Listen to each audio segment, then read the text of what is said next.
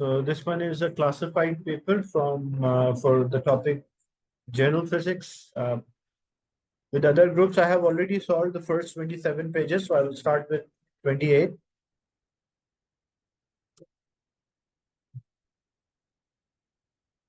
In this question, so this is related to the general physics topic, like we did about the motion, pressure, force, moment, momentum. All the topics are included in this one.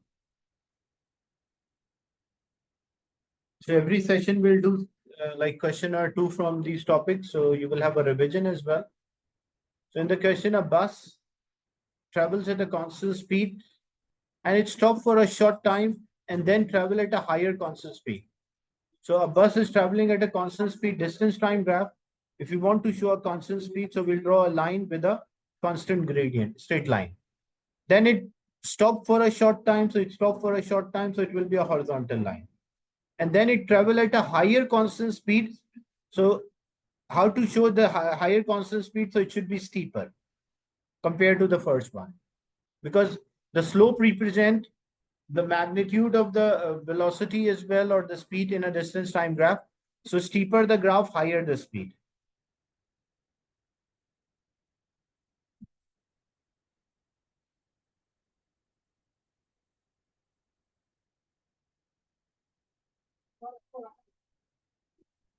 The next is a lift elevator starts from rest at the ground floor of a building.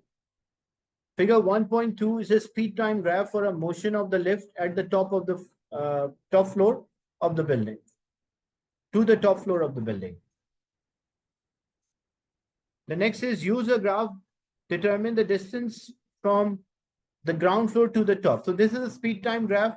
For a speed time graph, if we need the distance travel, so how we can work out the distance travel? We can use area under the graph.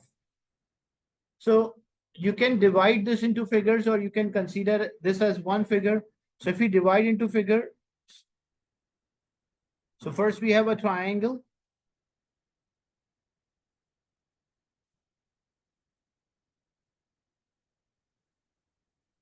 Then we have a rectangle.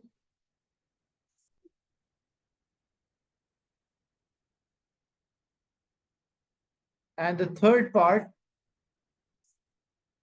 there's a triangle again.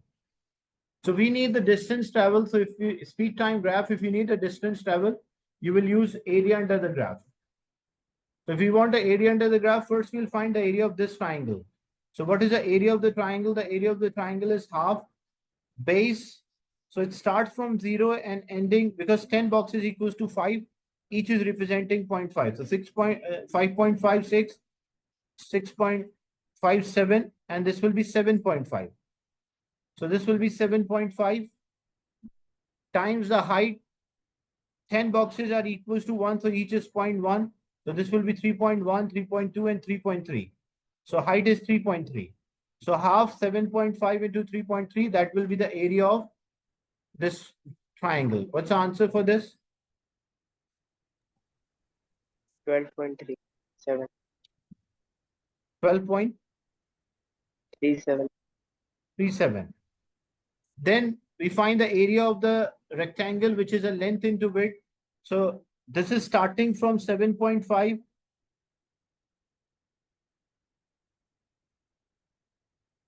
So this will be starting from 7.5 and ending at 20.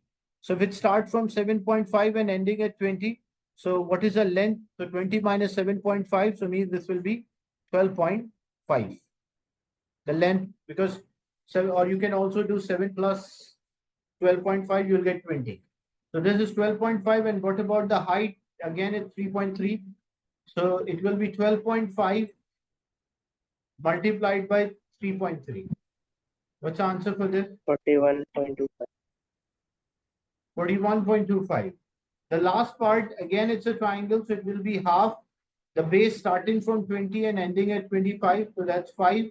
And the height is again same, so 3.3. So half 5 into 3.3, what's the answer? 8.25. 8.25. 25. So to get the total, because we need the total, so we have to add. So 12.37, 41.25, and 8.25. Add all of them. 61.8. 61.87. Yes. So 61.87, and the unit, if the speed is in meter per second, the unit will be meter. If speed is in centimeter per second, the unit will be centimeter. So 61.87 meter is the total distance traveled by this object, or the lift from the ground floor to the top floor. So whenever a speed time graph is given, you will always use area under the graph to work out the distance traveled. Is it clear? Any question or doubt in this? No, sir, clear. Okay. Usually in the marking scheme, the answers are given rounded off, like 62 is given. 62 is actually like 61.87 is 62, but uh, you should always write your answer in three significant figure rather than rounding off to the nearest whole number. The next question is related to topic momentum, and in this sheet, after every question, you will find the answer as well with the formula and the solution. Figure 1.6 the question related to momentum. Figure 2.1 shows a dummy with a mass of 70 kg used in a crash test to investigate the safety of a new car. The car approaches a solid barrier at speed of 20. So car is moving at a speed of 20 meter per second. Because the dummy is inside the car, so the dummy and the car both will have the same speed, which is 20 meter per second. Calculate the momentum of the dummy immediately before the crash. So if the car is moving at 20 meter per second, it means the speed of the dummy is also 20 meter per second. And the mass, yeah, that's right. The mass of the dummy is 70 kg and it is moving at 20 meter per second. So what about the momentum? Whenever you're solving a question in physics, always write the formula. 1 mark is for writing a formula. Momentum is denoted by P, it's equals to mv. The mass of the dummy is 70 and the speed of the dummy is 20 because it's inside the car. So it will be 1400 and the unit of the momentum is kilogram meter per second.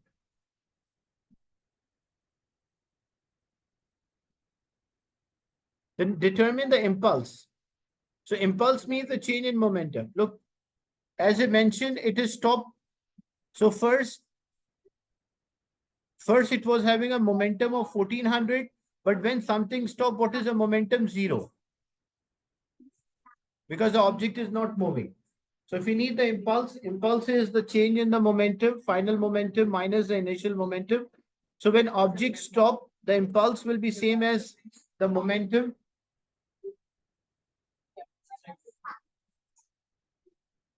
If you need the impulse, then it is the final momentum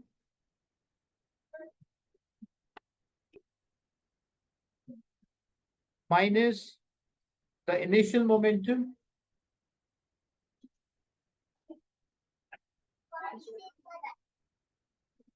The final momentum is 0 and the initial momentum is 1400. So this will be minus 1400 and the unit of impulse is Newton second. If you write 1400, that's also fine because they ask usually for a magnitude rather than for the sign. So it is also correct. In the crash test, the passenger compartment comes to rest in 0.2 seconds. Calculate the deceleration of the passenger compartment.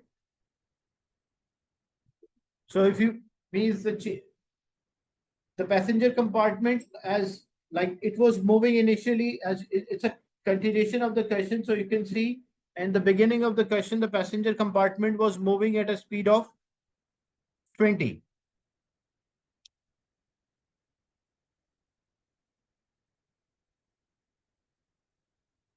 So as it is moving at a speed of 20, so acceleration or deceleration, the same formula V minus U over T.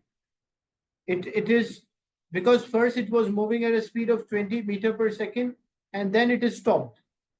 The final is 0, the starting speed is 20 and the time interval is 0.2. So this will be minus 20 divided by 0.2.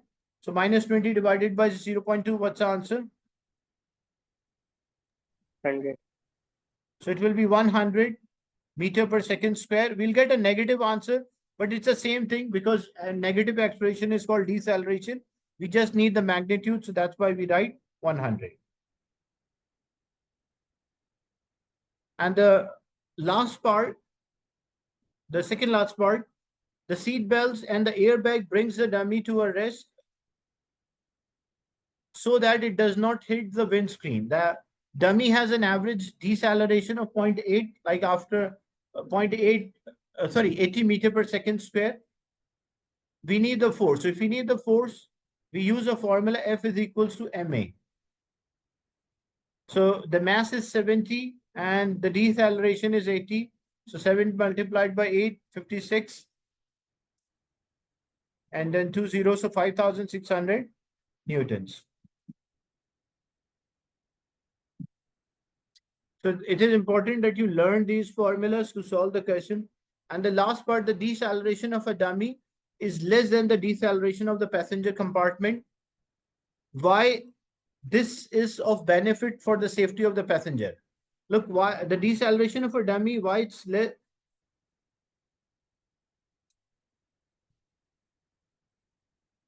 So what will happen when the deceleration is smaller? Because we have the formula F is equals to ma. If an object is having a smaller deceleration or acceleration, it will experience a smaller force. And if the force is less, then it will not cause a serious injury. So what is the advantage of this using a seat belt? So we have acceleration is change in velocity divided by time. So using the seat belt, it increases the time to bring the object at rest, like to stop the object. So as a result, it reduces the deceleration. And when the deceleration reduces, the resultant force will also decrease. So it will not cause a serious injury. So the deceleration of a dummy is less than the deceleration of the compartment. What is the benefit? So smaller deceleration means smaller resultant force. Smaller resultant force means it will not cause a serious injury. Is it clear, this one? Any doubt? Yes. Yes. No. No.